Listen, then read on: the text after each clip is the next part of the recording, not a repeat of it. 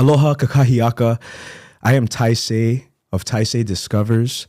Today we have a wonderful guest in Mr. Brook Parker. You know, there's people in life that understand their purpose, their God-given or divine mission. What am I here for? Some of us are still seeking for answers. Some of us innately already know and are living that. Just like Mr. Brook Parker. Welcome to Taisei Discovers. Thank you for having me, bro. It's an honor for me to be here today to share. You're welcome. You're welcome. Thank you for having me. It's my pleasure. It's Kenji's pleasure as well. There is something that told me that this is the one. I need to put a lot of energy into prepping, researching who you are, what you do, because this is greater than you. It's greater than me. It's greater than my brother. It's greater than people. This is something that I think deserves love, attention, and intention. You know what I mean? Do you understand? Just your opening statement, Taisei, you said, why am I here? Yeah. You could take it a little bit further too, without getting too deep. Mm-hmm. Where did I come from? Mm-hmm. Why am I here? What will happen to me when I pass? You know, joining the ancestors, yeah. I believe that we'll have accountability reports, especially to people that we carry their name. What did you do with my name? Or when we do pass, we like hide, because you shame, because you should have, but you didn't, but it's too late now. So those type of things are on my mind a lot. And they didn't happen overnight, yeah. How you treat people and how you, the names you carry. All my children, we have 5 children, they all carry ancestor names to help them remember and honor that name. Kuleana, yeah. Kuleana. So, things like that. I love it. So, before we get into your life purpose and your mission, let's talk a little bit about who Brook Parker is, where you're from, and maybe a little bit about your lineage, and then maybe also a little bit about some of the God-given gifts that you and your family encompass. Okay, you talk about lineage. I'm thankful to be, born and raised here in the islands. And, my last name is Parker, and it's not a Hawaiian, so to speak, but I have many different nationalities like a lot of us do. And I'm thankful and grateful for all of them because it's all important. Like I just found recently, I'm also Maori, and along with Chinese, Portuguese, German, all of that. But it's all important to me. And so kind of concentrate on the Hawaiian things right now because I'm here and that's what's I grew up with pretty much my environment. But when we talk about the ancestors and the heritage, that means a lot to me and a lot to other people too. But I remind them because sometimes I get guys that come in my booth and they tell me, people I choose to paint, great leaders, men and women of the past. Well, it's my ancestor, I go, yeah, right on, bro. He did this, we come from that royal line, bro. And so a little bit maybe proud in a sense of kind of forgetting that. So I just remind them, I said, that's wonderful, but let me ask you a question. They go, yeah. Are you married? They go, yeah. Are you a good husband? You take care of your wife? Are you a good neighbor? You work? You a good employee? They look at me funny. What do you mean, bro? I said, when we talk about the ancestors, all those accomplishments belong to them. That's not you, bro. But if it inspires you, if it helps you, then it's good. And I said, I don't judge my ancestors. I don't, because there's some stuff we leave behind. We learn from the positive as well as the negative. But at the end of the day, what kind of ancestor are you going to be? They talk about you. So you can be all of that, but that's not you, bro. That's them. I love it. So you're from Kahalu. Yeah. And that's where you grew up. Yeah. Right? Also, you have connections, your grandfather, Parker Ranch on the Big Island. Yeah, my great-grandfather, John Palmer Parker, was a ship, used to take Pacific Northwest first to China at 19 years old. He left Newton, Massachusetts. He wanted to have a life at sea. John Palmer Parker's dad and grandfather were at Lexington Green the morning the British was acting up. Yeah. So that first shot heard around the world, they were there. That's his daddy and his grandpa. So taking first to China, he landed in Hawaii in 1809. He got tired of the sea life, ended up in Kauai, started hunting the wild cattle Kamehameha had put a couple on from one of the sea captains that left the cattle for him and to help supply the whalers that was coming to Hawaii already. Now we're talking about early 1800s. Kamehameha was still alive. He died in 1819. He became good friends with the king, became almost very close. He married one of his granddaughters, Kili'ikipikanika Olohaka was her name, and he gave him a small parcel of land up in Manaiole, and that's where the ranch started. So you have, your bloodline is Kamehameha? Yeah, one of the lines. Yeah. One of the lines, okay, from his granddaughter. Yeah, right? Exactly. Okay. Yeah. Wow, that's pretty heavy. I think that name, when it comes to Hawaiian history and kings, he would be the most notable or the most Really well-known, much, right? Kamehameha. Because he was the last man standing, yeah, bro. Yeah. Okay, and he united the islands. Yeah, he pretty much did that. And then you'll have a rabbit hole of debates too on that. But at the same time, a lot of people can claim lineage to Kamehameha. He had over 32 wives.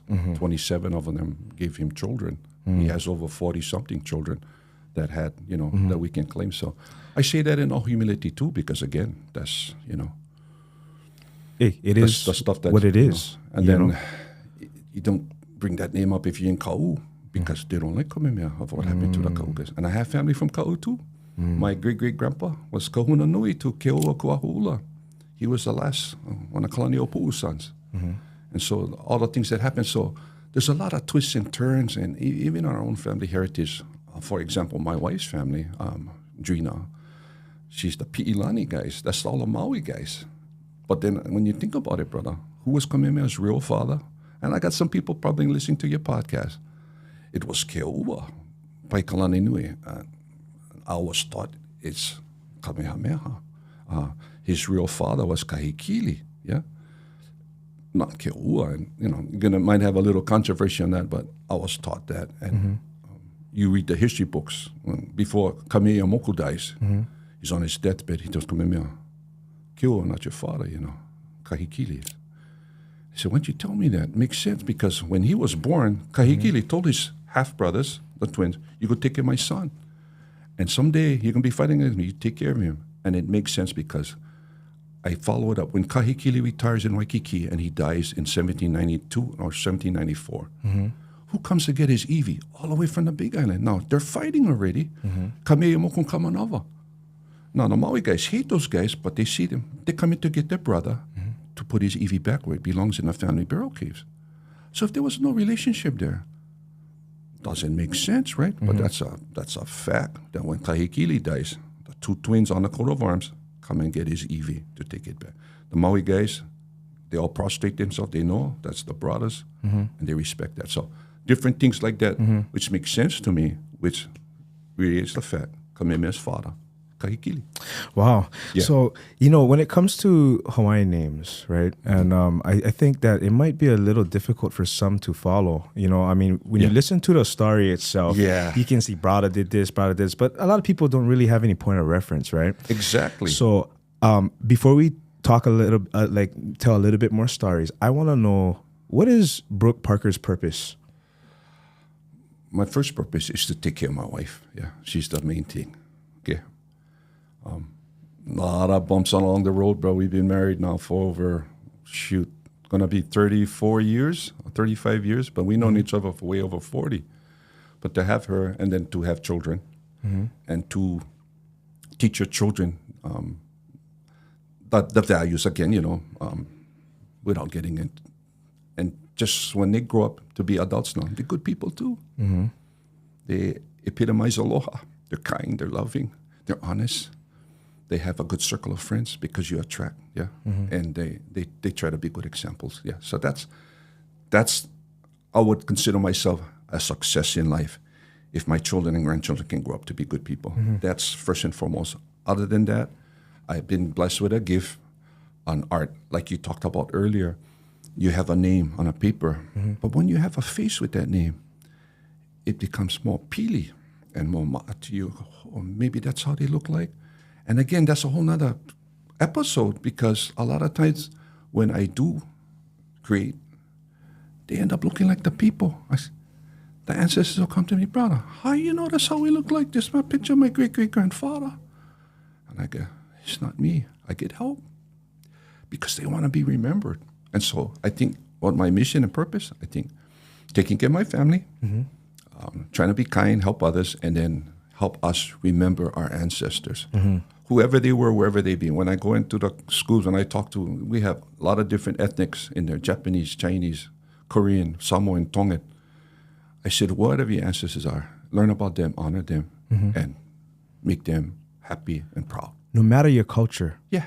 Right? You just have It's all important. Yes, I agree. And, just being Japanese, African American, and if you think about, all the struggles that African Americans went through in modern history, and I'm sure history for thousands of years, right? We're humans, right? People go through ups and downs throughout the generations and whatnot. But, what was really intriguing to me was the story of the ancient Hawaii. Ancient Hawaii, the people, just looking at the shirt that you're wearing right now, right? There's so much mana in this shirt.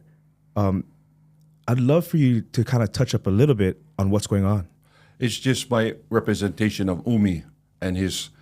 If he was to sit around playing video games, that's the guys he would have inside his house with him. Yeah, close friends. They were his go-to guys as far as he needed. Bro, you're gonna take care of my army of 10,000 guys in the field. We're gonna be gone for about 2 weeks now. You're gonna make sure we're fed well. His quartermaster, or his strategist guy. How we gonna get these guys? How we gonna flank them? Or his kahuna. Did you check? Is it okay if we go? Do we have the blessings of the akua? So you get all these different guys, and every ali'i had an aha ula, or aha is cord made out of sennit. Ula is the color red. It's also could also mean the blood ties or family ties that connect these group of distinguished men together, that tie them to their ancestors. So it's a very powerful group of decision makers. We're not going to even get into that, but right now, Washington, D.C., the new guy is setting his ahaula, his guys, all these so same. These guys did the same, So they were all different distinguished men and women, because each one of them had a stalwart wahine too, because you cannot forget about them. And then a lot of people don't realize sometimes in battle, the women accompanied their husbands, and they were just as ferocious as the men in battle. You see the mama grizzly bear, right? Yeah. When somebody messes with her cubs, that's innate in all females with their babies and stuff like that. I think, just as powerful on the battlefield too. Yes, I love that you said. I love that you say that, because one of your most captivating paintings was of the Wahine, and how strong and I would even say some of them were ferocious looking. The type of woman that a modern day Hama wouldn't want to mess with. Yeah, and also not only that's the kind you take on a canoe when you're discovering a new islands. That's the kind you take because they can handle no more water, running out of food. They're stout. They're just the DNA stuff. That's the kind. Yeah. So if you don't mind, I'd love to get into the story of that painting with the Wahine. Yeah, that I finished a series lately. It was football season, so I said, you get all the different rivalries, right? Not really a big football fan or even sports fan in general, but I like the rivalries, it can get pretty intense. And so this particular one, I finished all the kane, but then the Wahine said, bro, what about us? What? I go, what do you mean when you say the Wahine said? You heard actual voices? It's promptings. Yeah. Okay. And then maybe my own voice, I hear my own voice, but it's repeating what they're saying. And then even when I did the rivalry series, had some of these guys, bro, you're not going to forget about us. And, I apologize. Kalani'o Pu'u was the last, but he was notorious of not only the Maui guys, Ke Kaulike and all those guys. And then when he dies, his sons, he takes over the rash. He was like a rash to the Maui guys. They'd be like, how are we going to get rid of this guy? Especially when he controlled Hana. He had that fort. All of Maui was Maui guys, except Hana. They couldn't kick him out until Kahikili figured gonna cut off his water, his fresh water supply. Then what are you gonna do? Drink rain, if not raining. That's finally got him out. But with the Wahinis, again, very supportive of the husband. And this particular group is Kuleana's one of his wives, and her name was Kekupu Ohi. He loved her dearly, and Kuleana was very well versed. He was probably the most well-traveled ali'i on the planet at that time. Been to Canton, China. He'd been to the Philippines. He'd been to the Pacific Northwest. And he made a lot of friends with different captains from the French fleet, from the British fleet, and of course the American fleet too. When you read their records and their ship's logs, they're talking about him. He was a man of character. He was a good guy. And so he meets Kekupu Ohi, and she's enamored with him. There's an account that's in the history books when he's walking in Canton, China. They say, who's this 6'5" Greek statue come to life? 6'5", about 270, bro. Walking down the street with his mahiole and his... Must have been nuts for the Chinese people. Yes, sir. And so they get together, and I don't know who suggested it, but she probably said, hey, teach me how to shoot. Because she was expert with guns and armament. He taught her how to shoot, probably on Brown Bess musket or a Kentucky rifle. She shot really well. I think if you can do 3 rounds in 1 minute, you're good. You know, load, powder. So she taught her buddies how to shoot. And they became expert marks people. And Kamehameha had one special squad of Wahine sharpshooters that he used in his campaigns. And they were deadly. Well, tell me this. What did the introduction of guns do to the Hawaiian culture and warfare in general? I think when you think about it, because you'll have the two factions again, yeah. You're trying to, back in Hawaii, in those days, in my understanding, it was not about ownership, it was about stewardship. You're not taking care of this place good. I get big family coming up, I'm going to remove you, I'm going to fire you, and I'm going to put my family in to take care of the stewards of the land, the ocean, and all of that. And so that's what it was about. And unfortunately, that led to Hawaiians killing Hawaiians, of course. Happened all over Polynesia, though, They already was killing each other. Yeah, I mean, I'm not trying to make excuses for it, but, you can have another long conversation about the Tongans and Samoans. They don't like each other. You watch when they play rugby. I'll still get some Rivalry. stuff going on, bro. Yeah. And don't call one Tongan Samoan and vice versa. Yeah. Pretty True. to correct you right away. So, but it is what it is. So when you are a warring chief and you see this, muskets or fire, I can use that. That will help me. Yeah, because the guy is like 100, 200 yards away. I don't have to be so good with my Mars stone anymore. This bug is pretty good. I can just boom and then, or the cannon, and I can take out 10 guys one time. So they started to incorporate. All the chiefs saw the advantage, all the warring chiefs, but Kamehameha had control of the best harbors. Everybody like trade, but if you cannot stop and unload your goods, how are you going to trade? Kamehameha controlled a lot of the best, so he got a lot of the creme de la creme, bro. So that was like kind of the beginning of Westernization. Pretty much. And then with that also came missionaries, right? Slowly, and then ideology. And over the years, it led to the current American occupation of the Aina. How does that make you feel? I don't want to say inevitable, but when you really think about it, if it wasn't the Yankees, it would have been the Russians or somebody else, right? Yeah.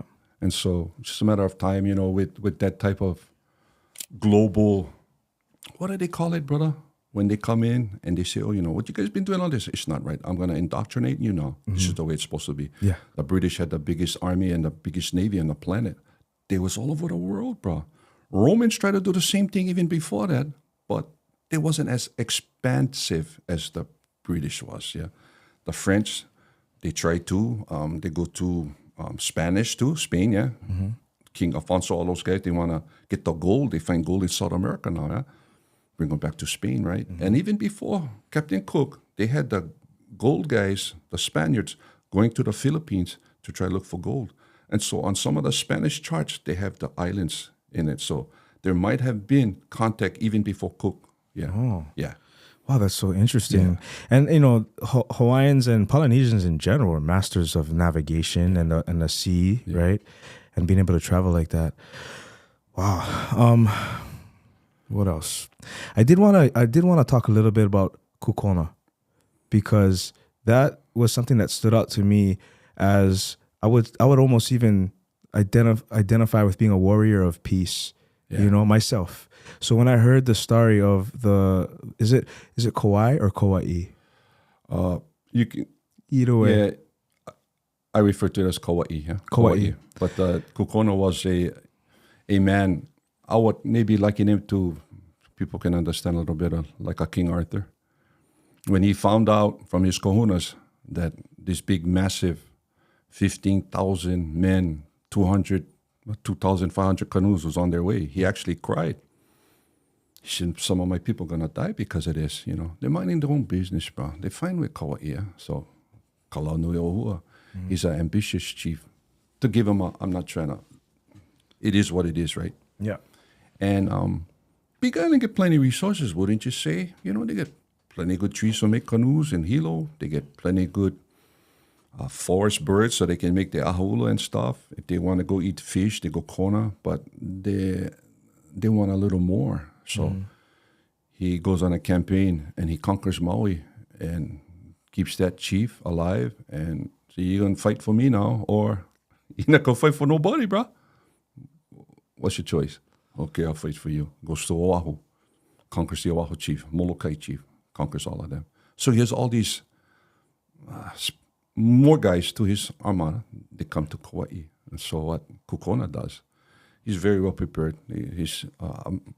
I don't think he was as much guys from what I was reading about it. I could be wrong. I'm not a Kauai expert guy. I'm not even an expert, period, you guys. So don't. I'm always learning. So I hope people remember that, yeah. And I'm always stand to be corrected. And I don't claim any type of college degree or anything like that. But what happens was he sets up an ingenious plan where they land at Maupulehu, which is a beach just east of Poipu on the Kauai side. And he splits his armies. He has about maybe, I don't know, he's got 3,000 guys in canoes at Hanapepe. Because what his plan was, he's going to suck in the army up the valley. He's going to only go show maybe 500 guys. Oh, bro, we get them. So they're going to get, I'm hungry. I'm going to end this battle early. So they may be over pursuit. He sucks them up the valley. Then he flanks them with his land armies from the top. He has his sea guys from Hanapepe go and cut off the retreat at Mapulehu.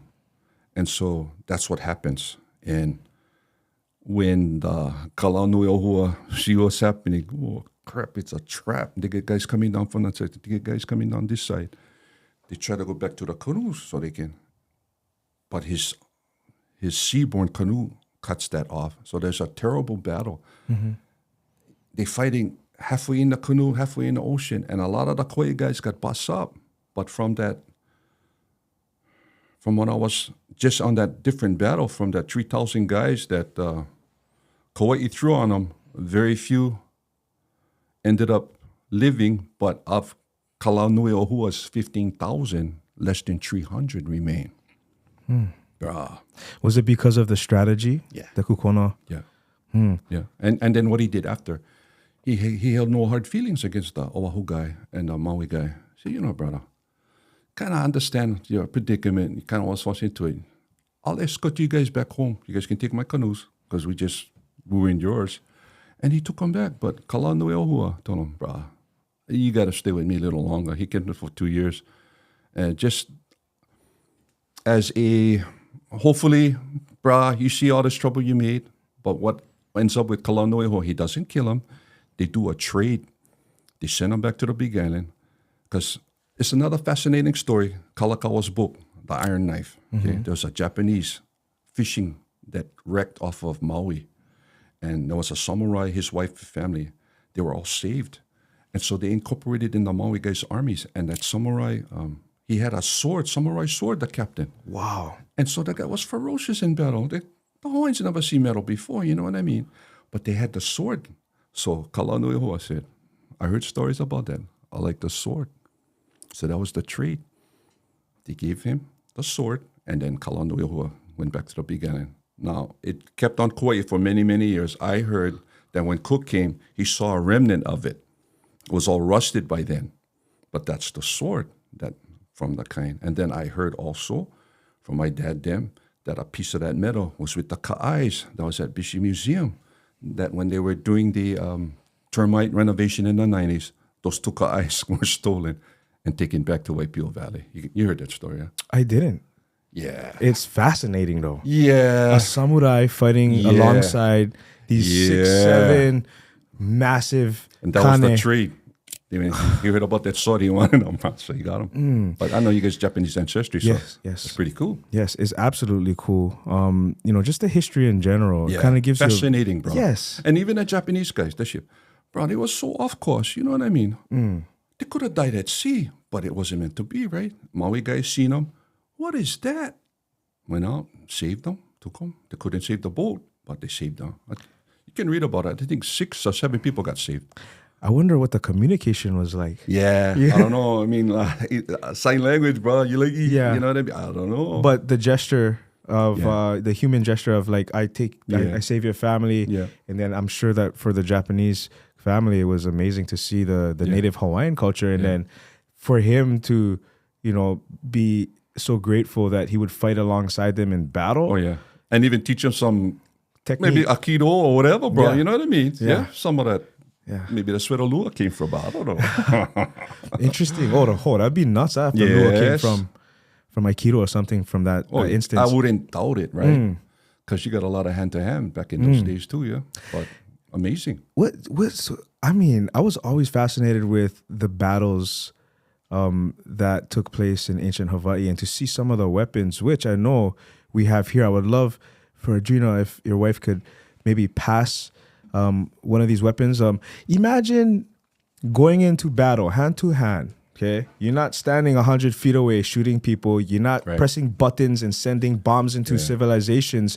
You are literally mano a mano, you know, alongside all of your trusted warriors and your wives and your wives with weapons like this. These are actual weapons that you make, correct? Yeah. When I'm not painting, I call this my sawdust therapy.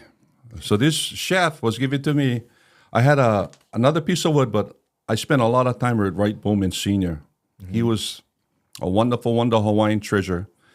And him and his son were influential in building up the hokulea. So I traded out, he gave me that. And then an old Japanese Hawaiian man that lived at right by Liliuokalani Church in, where's that? Haleiwa. His name is George Fujinaga. He was the master of making stone implements from the ball peen hammer. And he made this for me. What is this called? This is called a Newa, Newa, Newa. Stone club. And even in battle, bro, when that's all strategic places, like especially with the shark tooth club. Yeah. So maybe use the club to just stop the guy in his tracks, but then you'll go for the juggler. With his main arteries is, so he's going to bleed out. He's going to bleed out because once you get gashed with something like that, this is Kauai Kauila now. You see how different the color is. But tiger shark teeth, I call it my chainsaw. Kaha Toledo made this for me. I make a lot of stuff too, but they like my art, so we trade a lot. Oh. And Kaha's excellent. He's a Lua guy, lives in Kahalu. And this is Raimi, or made from banana stump. Not Senate, but banana stump. It just says, amazing. But so club over the head to the jugular. Oh, over here, underneath here, by your kind, and you're bleeding out, bro. You're done. Next. Yeah. Okay. And then this is Kauila. This is Big Island Kauila. But you can see how dense it is. It sinks. Oh, brah. Yeah, it sinks. It sinks. This is wood that sinks. This one is neat because I call it my Palawa club. You see the whale? You see the sperm whale? Yes, I do. I do. Which was also a very important animal in Native Hawaii. And that's another story later for why everybody wants Oahu. Oh. Because the whales used to come die at Kuloa. Kuloa Ranch, that area, they used to die there. We don't know why. Harvest. It's like Tarzan movies. The whales, the elephants go someplace and die. Yeah? Yes. This was the spot. So all the island guys, that was another crown jewel on Oahu. If you get Oahu, you have access to the palawa, the whale ivory. Okay. And so a lot of them wanted that. Kahikili wanted that bad. And this is just a fun one I made with the Parker coat of arms. Had a big piece of koa. So I put them. There's 92 different Parker coat of arms, but ours is the 3 with the arrows going down. Parker was the one that took care of the king's forest and stuff like that. And it was black and yellow, but I just fooling around, bro. Just making like a blend. Yeah, so. It's interesting how the Parker side has a relationship with Kamehameha. You know what I mean? And so like you're Hawaiian in a lot of different aspects, you know, or your connection anyway. This is nuts. I mean, for somebody to literally go confidently into a battle with this and one of these clubs, I could just imagine the type of kane that was. Or, I mean, even wahine. Yeah. Right? The wahine used to yield this kind too. Expert too, yeah. Jeez, bro. Or maybe a little bit more sleek. Maybe like a duckle nuster. You don't really need to have, just need enough to cut, and you're fast with your hands. So, you know, I have a feeling that, you know, modern human beings wouldn't be so inclined to go to war if they had to fight like Hawaiians. Yeah, exactly.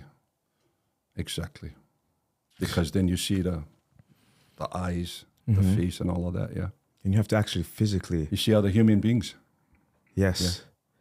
You're not pressing buttons. Yeah. But deep stuff. Bro. Very deep stuff. I did also want to talk about one other story that you told me about. You know, the Hawaii's version of 300, Sparta. That's the one when the Oahu chief, his name is Numahana. A lot of these chiefs I've been noticing in my studies, when they get old, I don't know what happens, bro. Alzheimer's, or they don't listen to anybody. Tell me what to do. So this Maui chief, I think his name was one of the way back. I'm sorry, I don't have his name right now, but he was told by his kahuna, you cannot go to Oahu right now. We're not strong enough. Okay, don't tell me what to do, bro. I'm the king. I'm not telling me what to do. We're over there. And we're going to kick their okole. And I'm going to get Oahu, and then I can get some ivory and stuff like that. So he goes. And he's annihilated his invasion force at Waikiki.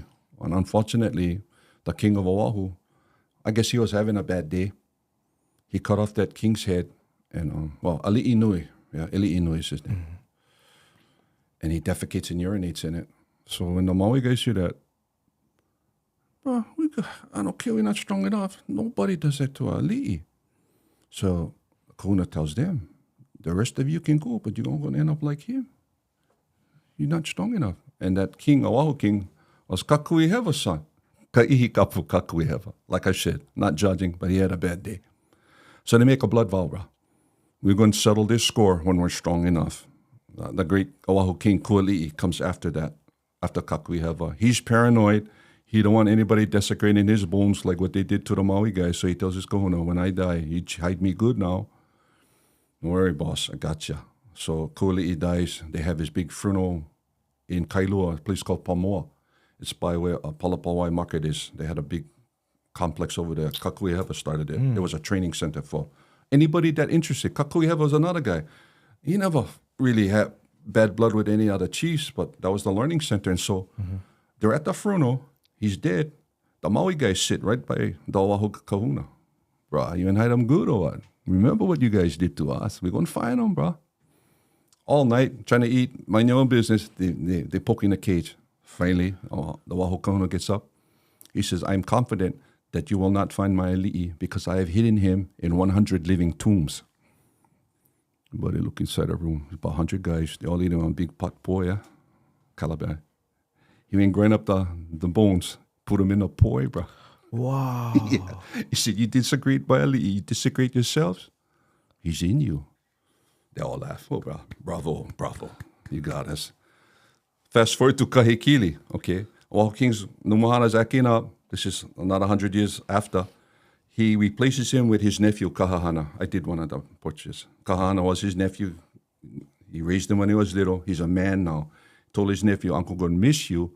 Just give me part of one little ahupua of Oahu. You still got the rest. I'll just want kuloa. No problem, Uncle. I give you. But when he comes to Oahu, his kahuna nui, Ka'opulupulu tells him, boy, you should have talked to me first. You cannot give him that. That's what makes Oahu strong. All the iwi in Kanehoalani. And that's where the whales come. So when Kahekili hears that, his nephew went against his word. He's not happy. Kahekili's kahuna nui, Kaleopulupulu, is Ka'opulupulu's little brother. They never get along. So when I talk to the kids in school nowadays, when I tell them about sibling rivalry, I say, how much you guys get sibling rivalry? About 90%. I say, you guys got to oki that. because you cannot let this permeate and continue. You got to aloha, forgive, and move on. Generations can happen. So getting back to the story, unfortunately, Kahahana believes the lies of his Maui kahuna. He kills Ka'opulupulu and his son, but before he kills them, he tells them, the kahuna tells Kahana, you never listen to me, bro. I was always your friend.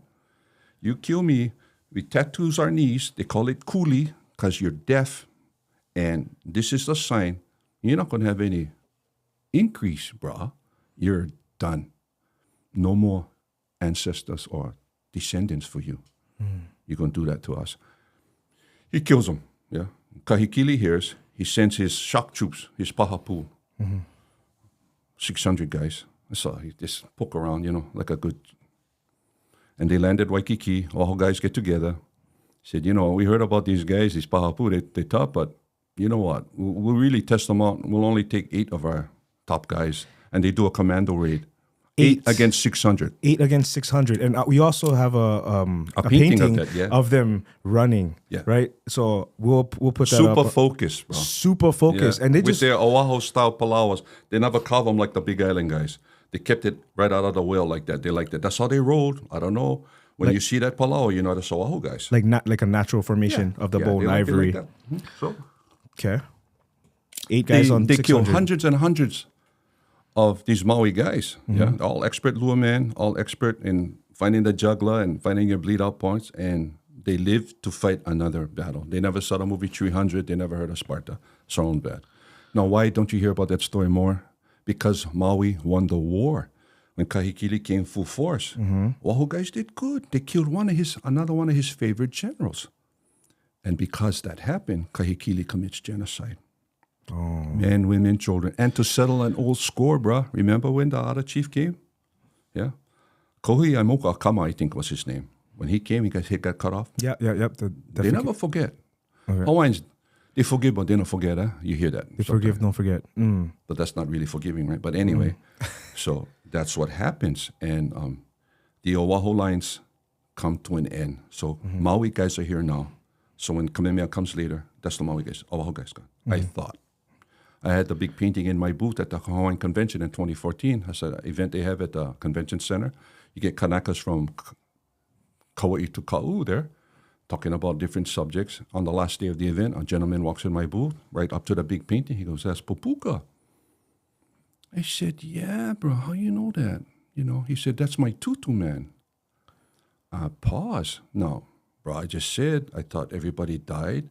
This guy knows the name. That was one name in the story that I remember. And so I joke with him. I said, Pupuka mean you ugly, yeah, bro. But you're not ugly. Your parents give you that name so the evil spirits don't bother you, yeah, and leave you alone when you're baby. He goes, yeah. He goes, you're the artist, bro. I go, yeah. He goes, I was watching you put that up the first day, bro. I was talking to my tutu man. Pause. What you mean, bro? He said, they all came to see the painting. What? Bruh, they all came to see your painting and they loved it because they're being remembered. You know what Pupuka was? I go, I think it was one of the generals. He says, Pupuka was Kahahana's son. And it was his idea to do the commando raid. And they were successful. But, they lost the war. But he escaped to Kauai and he changed his last name. That's why you're talking to me. Oh, brother, that's not in a book, eh? He goes, not going to be in any book, bro. What's your guy's new last name? Ma Kane Ole. Ma, family. Close associates. Kane, man. Ole, without. Man without a family. Wow. Last year, January, I'm on Kauai for 4 days. The Kaumoli'i Association sent me up. I did lectures with my art to a lot of the Hawaiian immersion elementary and high schools on Kauai in Waimea. I was in Waimea for 4 days. I was in Waimea Middle School sharing the story. Only had less than an hour, the bell rang, and I couldn't finish that story. So kids were going to the next class. One little girl was waiting on the side. She told her teacher, I got to ask Anakala a question. I said, yes, baby, come. She goes, you forgot to tell us the last name. I go, oh, yeah, ran out of time. What's the new last name? You forgot. I said, Makane Ole, man without a family. She goes, That's my last name. Wow. Came over here. I said, thank you for sharing. I said, what's your first name? She goes, Kuleana. Like Kulia Ikanu'u. Yeah, striving for the Nova Giver. So the final night is the last night. I'm at Waimea Town. They have a big event. Over 100 people came to hear the talks. And she brought her mom, dad, grandma, and grandpa. They waited after the event to talk to me. And the mom came up to me and she says, you know, when my daughter came home from school yesterday, she's very quiet. She's even quiet at home. She don't talk to anybody, but she was so excited. She said, Mom, you got to meet Anakala Brook. He knows our stories. He has pictures. So she came, and the mom said that they were so excited, but mom also mentioned to me that even after the battle and even after all of that, Makana Oles were continued to be hunted down and killed. Mm-hmm. There are very few of them left today. Survivors. That's not in the book, bro. So you're connecting the dots for people. It's amazing the stuff that happens. Mm-hmm. It's very humbling and very sobering at the same time, bro. So we talk about stuff like this. You cannot make it up, bro. Mm-mm. Well, tell me this. I was talking to Drena at your art exhibit, which was awesome, by the way. There's a lot of thank great you for coming, artists. bro. You're welcome. It was my pleasure. I felt that it was only right knowing that I was going to have such an epic and monumental talk with you. She said that Parker men historically haven't made it past 75 years old. You are 63? Yeah. You're 63 years old currently. How does that make you feel in completing your mission? Trying to make every day count. Yeah. Yeah. Time is more valuable than, as you know, money or anything like that. Mm-hmm. You only got, 24 hours in a day to try and make every day count. Standing at home, treating her like the queen she is, my children, trying to bury my bad habits, trying to overcome that. So many more stories to paint. So people ask me, what you painting next? It hasn't come yet, or I'll just feel different things and I'll just paint because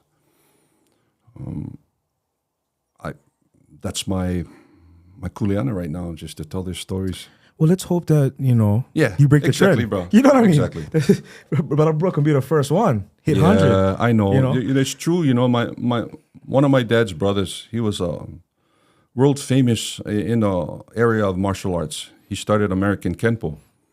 He was one of the first students of in the Honolulu YMCA in the 1940s with the Kaju Kenpo brothers, and Professor William Chow was his name, a guy from Okinawa. I think Okinawa came and he spinned it off American Kenpo, but world famous. He's in schools all over the world. Elvis, Chuck Norris, all these top guys were all good friends of his, Bruce Lee. But he died at 59 years old. Oh. He's coming back visit grandma. But he knew, he was so considerate that my grandma couldn't travel anymore for Ishruno. He came home to die. Wow. Yeah. 59. 59. And my other uncles earlier than that. So my brother died, my brother Kip. He was only 49, but he died of cancer. But still, yeah. I'm sorry to hear that. His anniversary coming up next week, Friday, will be, I think, 7 years since he passed. But yeah, too young, bro. Absolutely. Keep too young. So, I think that we've covered a lot of great stuff. I forgot to actually talk about how Brook and I met.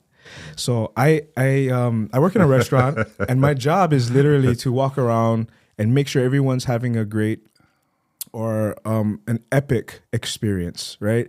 And if they're not, I do what I can to give them the energy so that they feel like it's epic. Once in a while, somebody will stand out to me. And that evening, about a month ago, it was Brook. And he was wearing kind of a bright shirt. And a lot of times I'll compliment people on their shirts and stuff, but there was more than a shirt. He actually had a glow to him. I think it was the light on my bola head, bro, from that guy. Was glossy. Was glossy. It was a little bit glossy, shiny. I couldn't see. No. I should have put more makeup up there. Being tall. Sorry, bro. Sorry for interrupting. No, you're good. You're good. But something drew me to him. So I literally just went up to the table, put my hand on his back. Aloha, everyone. How's everything going over here? Yeah. And it was the first thing you asked me was, are you an artist? Right? And I said, yes, I am. I just recently owned the fact that I understand I am an artist. And he was like, through what medium? And I said, I see life as art, everything I do. And he said, so you're a Renaissance man. Yeah, that's right. And for me, that was like, nobody's ever called me a Renaissance man. You know what I mean? And I thought about it and I was like, yes, because the way I approach life, whether it's drawing, whether it's music, chicken skin. This means the Kupuna are nearby, bro. That's what that means. Yes. And I believe that, you know, I have strong guardian angels. I have a strong lineage, and they've protected me through a lot of interesting moments in life. And as we were talking about your purpose earlier, I have recently understood my purpose to inspire humanity in a way that I felt there was a void. To be honest, to be the best version of myself, to encourage the keiki, to be good, to have respect. Same, bro. Yes, exactly. So, you know, and for some reason that evening, you know, our missions aligned. Yeah, right. Cool. And then that's why I was like, bruh, I get on podcast. Check this out. And then I never see you walking around, you know, bro. I was just talking to Auntie Dem. Gina was there, but then I all wasn't of a sudden, walking. I wasn't. I so just I came didn't out. see you. Okay. I just came out. I had other managers on the It floor. was a beautiful place, bro. Thank you. First time for me. Thank you. Kind of restaurant. Because why? Because you normally eat I'm a Zippies. Zippies guy. Yeah. Zippies. He told me That's that about good 10 fun. times. Yeah. I love Zippies too. Yeah, but I'm just not comfortable in that kind of places, bro. Because I don't know. I just So that's why it's I gotta also, overcome that. Yeah. Yeah. Well, now you get in place for come. Yeah. But it was interesting because of how the rarity of you dining in an establishment like that. Ono too, bro. The food was ono. Okay, Good. thank you. Yeah. Driving from Kalihi all the way to Kuleana, and then the way that we met resulted in this talk and I think a lifelong relationship and support. I hope so. Yeah, I think automatic. so. Automatic. Bro. Yeah. Automatic. So that's the account of how Brook and I met, and Drena, and it's pretty neat. Amazing. So I did want to ask you one last thing. Yeah. Because I really want to know. Time flies, bro, when we're having fun, huh? Oh, automatic. Yeah. But something is, I'm drawn to this picture. I want you to tell me a little bit about who this is and what's going on here. That's my interpretation of an aloha. So it wasn't a title that you had to work hard at. For example, Kikoho Pio, he was expert lua man, and he had his teacher La'amea, and then even the instructors above that. But they're very gifted individuals as far as the art of warfare hand to hand. And so from my understanding, when they were training, I'm not a lua guy myself, I have a lot of friends, but part of their uniki ceremony, when they've taught you all they could, one version is they keep you up all night, so you tie it, and then early in the morning, they take you off of ka'u, because ka'u get the biggest tiger sharks, and they chum the water with an unfortunate fella or one rotten pig, so get the blood in the water and everything. Then the sharks come, and then you're supposed to jump in and use your talents of lua in killing one of those. Mano. Yeah. Huh? Yeah. And so Kamehameha was, they call it ni'uhi. That's the title you have. And they shave themselves. Well, this guy, he's the top level. So they shave all their hair off, and even sometimes they go to battle nude. But that's a battle mat they had, and then his ma'astone stuff around him. But devastating in battle. It's like your Romans had the battle dogs. Yeah. Well, these guys. And once you're in the water, if you're successful, you kill the shark. They help you bring them on the boat, the canoe. You eat the left or right eyeball, and you keep the other one for when you go back to the heiau. And then you're entitled, you're called a ni'uhi, or the man-eating shark on land now. How's that? That's amazing. Yes, sir. So I get a hard time when I stub my toe. Me too, bro. I don't like blood either, bro. Bro, thank you so much, Mr. Parker. So real quick, I would like for you to look at this camera and tell the viewers of any upcoming shows, projects, and where they can follow you on Instagram or whatever other platform. Okay, our big event every year is held in Hilo. We go to the Merry Monarch, the hula festival, but they have a heavy-duty craft fair at the Afuk Stadium, and we've been going there for the past, over 10, 15 years now, and that's always a great crowd for us because everybody likes that kind of art. So we'll be there next, and other than that, other projects coming up. I'm currently working on big paintings of Kakueheva and his sons at Kuloa, and then also the Battle of Ka'ilio Kalai o Ka'ilio, that battle in Maui in Kaupo, where Kekauhopio almost bites the dust, and that's where Kamehameha becomes noted. He saves Kekauhopio and does that. And we also have, up at Manoa, for the next 3 months, it's called Mapuna Manoa Gallery. It's the old Paradise Park. So you want to go check out a lot of my paintings, it's up there. Some are for sale. Go see Napu and Warren Wong. They're good friends of mine. Also like to do a quick shout out to Auntie Sioma Akao that took us so we can meet Taisei, because it wasn't for her, we wouldn't have met. So thank you, Auntie C. Thank you, Auntie. Awesome. If you don't mind, Drena, I would love for you to just come and say a couple of words. If you're comfortable, because she's the business side. Exactly. Because exactly. I give it away in the beginning. Yeah, I get stolen all the time. Yeah, come, honey, come. You can share it. Yeah, no, come. See, it's different here. Oh, Aloha. yes. Aloha, Drena.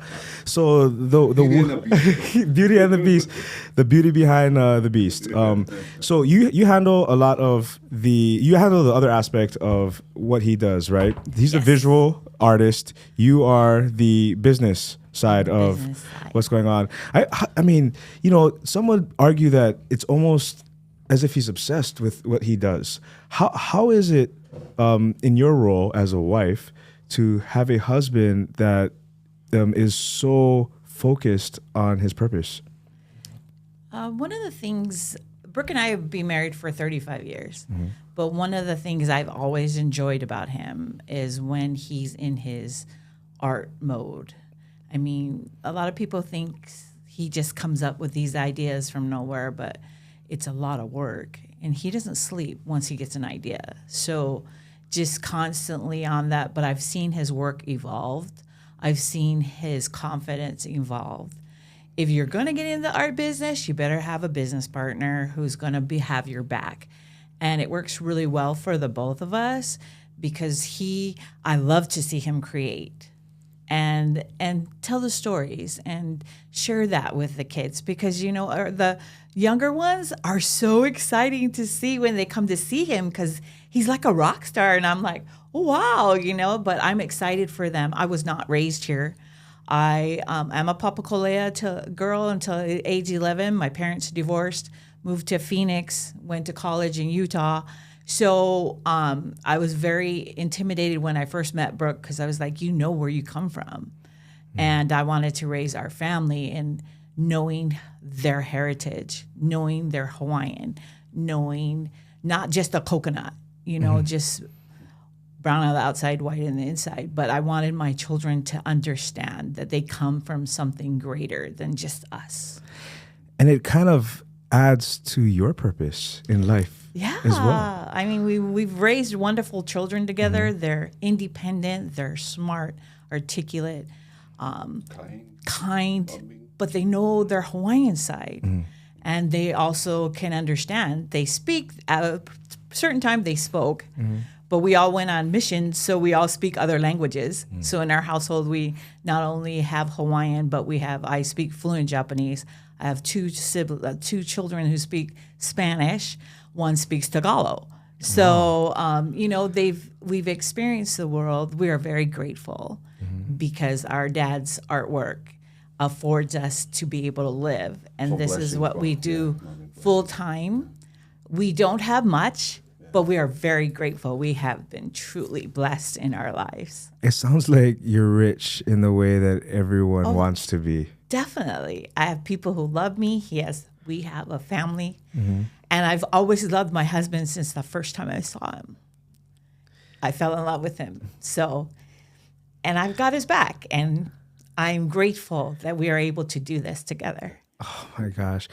And he is a fortunate man to have a woman like you support him in the way that you do. I just want to say this real quick, that I don't believe in coincidence, and God is not random. Everything is intentional. And once you start understanding and seeing things that way, then you can really find meaning in everything that happens to you, the people that come into your life. It's all for a reason. So find the meaning in it, seek your purpose, and live a rich life like the two of these people here. Thank you so much. Thank you so much for having me. Thank you, girls. That was amazing. 皆さん、よろしくお願いします。少しです。 Thank you, my brother. That was beautiful. Yeah. Oh, yes. That was wonderful. That was so fun.